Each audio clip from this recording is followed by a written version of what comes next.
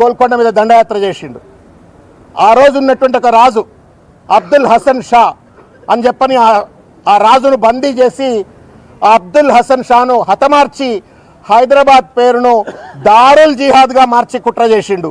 ఇవాళ రేవంత్ రెడ్డి కూడా తననేదో మల్కాజ్గిరి ప్రజలు గెలిపించిండ్రని, హైదరాబాద్ అస్తిత్వాన్ని సర్వనాశనం చేయాలని చెప్పని, హైదరాబాద్ అంటే పురాణ షహర్ మాత్రమే అని చెప్పని లిమిట్ చేసే విధంగా, సైబరాబాద్ అంటే చంద్రబాబు నాయుడు గారు కట్టించింది కాబట్టి ఆయనకు నజరానగా దానికి ఒక మున్సిపల్ కార్పొరేషను, ఆయనను గెలిపించింది కాబట్టి మల్కాజ్గిరి మున్సిపల్ కార్పొరేషన్ అని చెప్పని మార్చివేసి ఇవాళ ఔరంగజేబ్ ఎట్లయితే హైదరాబాద్ను దారుల్ జిహాద్గా మార్చే కుట్ర చేసిండో, రేవంత్ రెడ్డి కూడా ఇవాళ సికింద్రాబాద్ను పూర్తిగా కూడా మల్కాజ్గిరిలో కల్పించే చరిత్ర 220 సంవత్సరాల చరిత్ర కలిగినటువంటి ఒక సికింద్రాబాద్ను నామరూపాలు లేకుండా చేయాలని కుట్ర చేస్తూ ఉండు. నిరసన మా హక్కు, రాజ్యాంగం ఇచ్చిన ఒక హక్కు ఇది. ఈ హక్కును కాలరాసేటువంటి ఒక ఔచిత్యం ఎక్కడదని చెప్పని వాళ్ళ ప్రశ్నిస్తూ, నువ్వు ఎన్ని పోలీసుల పదగట్టాల కింద కేసులు పెట్టినా, అణచివేతకు గురి చేసినా సికింద్రాబాద్ ఆకాంక్షను మాత్రం వదిలిపెట్టాం.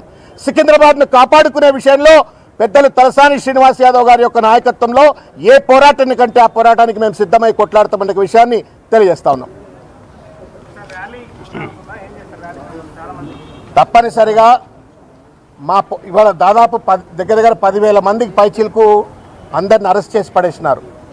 హౌస్ అరెస్టులు చేసినారు, డీటైన్ చేసినారు, బైండ్ ఓవర్లను బెదిరిస్తూ ఉన్నారు. ఇప్పటికి కూడా ఇండ్ల ముందు చాలామంది